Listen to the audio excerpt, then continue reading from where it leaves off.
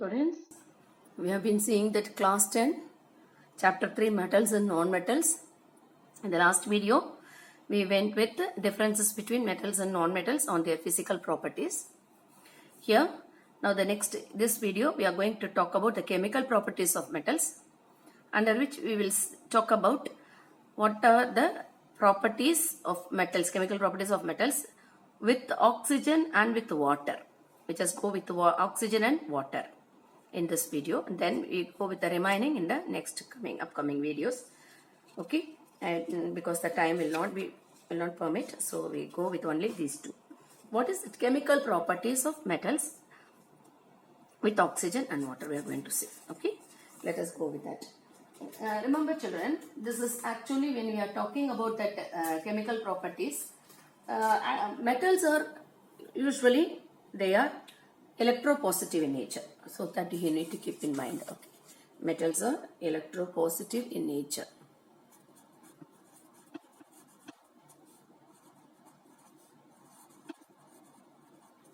Why they are called so? Because they have at the last shell they have only, see for example, if I go with the sodium 11, okay, the number of electrons 11, so atomic number 11, number of electrons also 11, so the configuration is 281, so the electron in the last shell is 1, isn't it? So what happened, the one electron, it can to attain the configuration of the noble gas, it will lose that electron, right? So what happened, naturally it has the tendency to become positive, that is, it will become positive, it possesses the positive charge as they are losing the electrons. It has the tendency to lose electron, so it gets the positive charge. So they are usually called as electropositive in nature. Okay, so when they are electropositive in nature, they form, remember, the formation of cations possible. Okay, when they lose electron, they have the thing, it will form ions. Once they lose electrons or gain electron only, they become ions, right? Formation of cations. Okay, so they have the nature of forming cations. That means the non-metals usually they possess electronegative charge. Why? Because they have, for example, I go with chlorine. Configuration is 287. Naturally, to attain the noble gas configuration, it will not leave electron or it will not lose electron, it gains electron. So what happened? Once it gains electron, the nature of the atom becomes negative. So I can write down here, non-metals are non-metals or electronegative.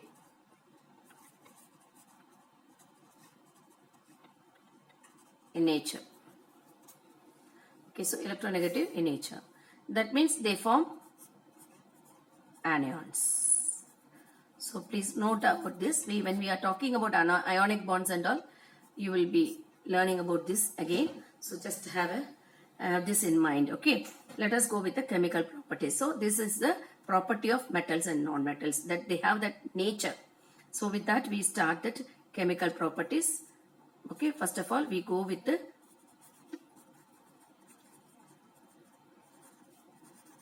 metals with oxygen. Okay, how does it react with the oxygen?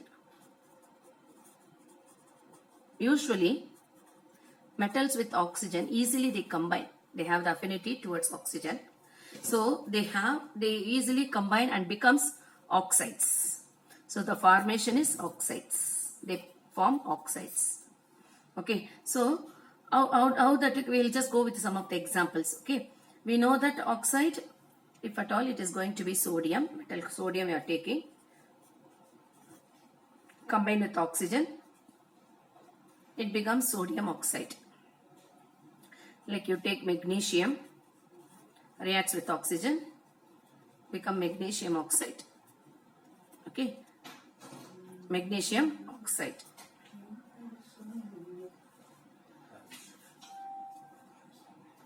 in this here we have to go with the 2O. I need to put 2 here, so it becomes 4. Okay, so magnesium oxide. So metals usually react with oxygen and it becomes oxides. Now we'll just have another information about it. Oxides of metals are usually basic in nature. This you can find out with how can you identify that they are basic in nature. For example, sodium oxide you have got. Next you take that sodium oxide, you make that oxide to react with the water, or else you could say that you are going to hydrolysis. Okay, hydrolyze it. On hydrolysis you will get sodium hydroxide. Okay, balance the equation. Sodium there are 2, oxygen there are 2, hydrogen also 2, so I put 2 here, so balanced. Okay, so sodium hydroxide. So the formation of sodium hydroxide tells you that it is basic in nature. Okay, this how can you identify that it is basic in nature? You can use litmus paper. You can take red litmus paper. It turns blue. Okay, this is the oxides of metals. See, on the other hand, I will just give another information of since we are talking about basic nature. Just you know about the non-metallic nature also. Non-metallic oxides, how are they going to become? When, for example, I just go with hydrogen, sulfur. Sulfur is a non-metal. When reacts with oxygen, it becomes sulfur dioxide, for example.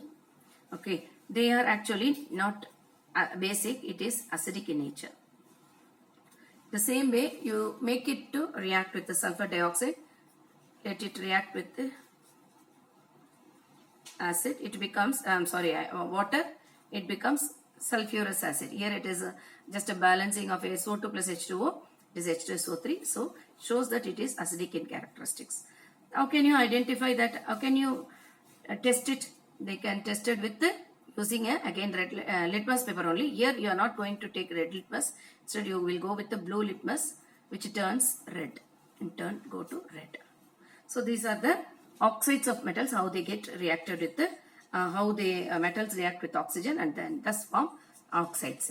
Let's go with the next reaction, that is how the second chemical property. Okay, we are going with that. That is how metals react with the water. Second property, metals react with water.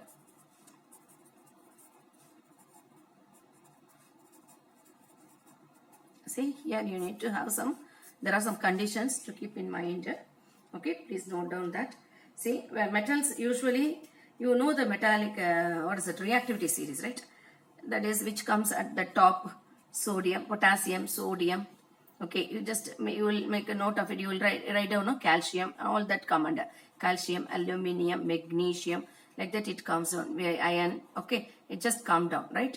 When you are coming, write down this one after the other. You will have at last copper. This you have learnt in your first lesson also. I am just giving down. Again, we will learn about it in the reactivity series. Just I am bringing it back because to write down about the water reaction. And then at last you will have gold, copper, gold, silver, etc. Okay, platinum and all. These are all low reactive metals, high reactive metals. Okay, in between they have moderate reactive metals. That zinc, iron and all will come here, moderate reactive metals. Okay, so the reactivity get decreased. We know that the reactivity get decreases from top to bottom. Okay, so with this only we are going to see. See, the high reactive metals usually react. For example, I take potassium. It reacts with water under cold condition. So immediately it reacts with water. So they are highly reactive. So with the cold water itself, it will react and it becomes hydroxides. Actually, first it becomes oxides and then further hydrolysis, it will become hydroxides. Okay, I just write it like this. So the formation is KOH, or else I write K plus H2O gives KOH. Okay, to balance the equation, hydrogen 2, so I put 2 here. If you put 2 here, I need to put 2 over here. Okay, so 2K, 2H, oxygen is not balanced, right? Water only we are taking. Then you remember, along with the liberation of hydrogen. That is first you need to remember that. The liberation of hydrogen. So I can write down 2 here. So 2 into 2, 4. Here 2 and 2 here. Oxygen 2 balanced. So this is very important. Hydrogen is liberated. This is the main product, but the byproduct is hydrogen. So it will give hydrogen also. Remember, in all the cases, hydrogen is another product or one of the byproducts. One of the products I could say, or it's a byproduct. Okay, like that. So cold water, I can take another example of sodium also. When you go with the water, same way, it will give sodium hydroxide in the same way and also liberate hydrogen. The same, because the same valence only, so I can write down 2 everywhere. Okay, this is the condition cold water. Here also it's under cold water only it will. So the reactivity, metals who are highly reactive will react with the cold water immediately. Remember, the hydrogen which is coming out, it will catch fire actually. It catches fire. So you need to be very careful with this. That is the reason metals are like sodium, potassium, they are highly reactive. Sodium metal is stored in kerosene. It is stored in kerosene only. Why? Because it reacts with the water, and that hydrogen that is going to produce it catches fire. So to avoid that accidental fire, we usually store it in kerosene. Okay, so even it should not be kept open. Sodium immediately reacts with oxygen. There also it catches fire, so it should be kept only in kerosene. So for 2 reasons you have to mention that it reacts with water as well with the oxygen very easily. Next one, this is one type of reaction, that's second chemical reaction, and that is chemical property. We are going to talk about magnesium, zinc and all. Okay, magnesium, zinc, all this will give magnesium hydroxide. First, initially they form oxide only. But here the water you are going to take is hot water. Okay, magnesium oxide, it becomes magnesium oxide, and it again further on hydrolysis, it gives magnesium hydroxide. Okay, that you need to remember. But initially it forms magnesium oxide, but the condition is hot water only. Same way even zinc. Zinc also reacts with water, only in hot water, and it becomes oxide first. Further on hydrolysis, it will give zinc hydroxide. Okay, so here that we need to remember that the condition is hot. Okay, then the third condition we go with that is iron, aluminium. Okay, these are all you can keep in mind. I talk about iron here. Iron, it does not react with the hot water or cold water. Instead, it reacts with the steam. So you need to pass steam over that red hot iron. Okay, it should be red hot in condition, and this steam only are going to pass it, because it doesn't react with the cold water or hot water. In that case, what is the product formed here is, the oxide you are getting here is ferroso-ferric oxide. This is ferrous oxide plus ferric oxide combined actually, ferroso-ferric oxide, and you can see that hydrogen is also liberated. Okay, this is what we need to know about the chemical properties of metals with the water. Okay, and the fourth condition, please remember that metals like copper, gold, silver, platinum and all do not react even with the steam. That means it does not react with water at all. They do not react with the water at all. So they don't react with the steam, even with the steam. That means it is a condition, at any conditions it will not react. Is it clear? So you have to remember about this. What are the chemical properties under which we have seen about the 2 different chemical properties, how it reacts with oxygen, how metals react with oxygen, how metals react with the water, right?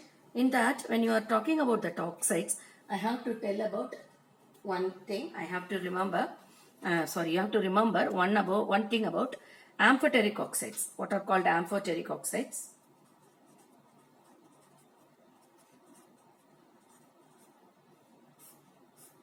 See, in this case, I told about one thing, that is when metal oxides, when they react with water, it forms bases, I said, no, basic oxides. Okay, That means the basic oxides on basic oxides, and it will hydrolysis becomes bases. This is base, no? So it becomes bases, and on hydrolysis it becomes acids. That is, non-metals become acids. This is bases. So in that way, these one, no, amphoteric oxides we are going to talk about. They are what they are going to become. They become, what is that I could say? They are oxides. They can react with here. These will only react with the oxides like sodium, potassium, and all I talked about. That will only react with acids. That means metallic oxides are these. They are basic in nature. They react with acids and give salt and water. Remember, that is one neutralization reaction we know, isn't it? Any bases on reaction with the acids will give salt and water. In this, on this concept, when we come to this oxides of metals, they are bases and they react with acids and they become salt and water. I can give one example of this MgO. Okay, MgO on reacting with this is a basic salt, right? So it reacts with acids. For example, I take HCl. It becomes MgCl2 and water. Okay, that is the reason you can say that MgCl2 is a salt, right? With water. That means this is magnesium oxide is basic salt. Here it is acid. So both react together and give salt and water. Neutralized salt and water.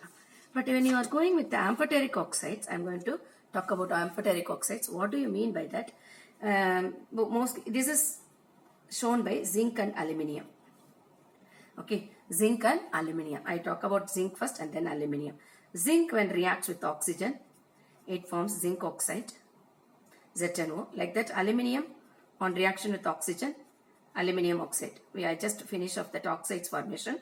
So this is balanced. No, 2 zinc oxide, 2 Zn. Now we'll talk about this aluminium. There are 2, so I put 2 here. 3 into 2 are 6, so here 3.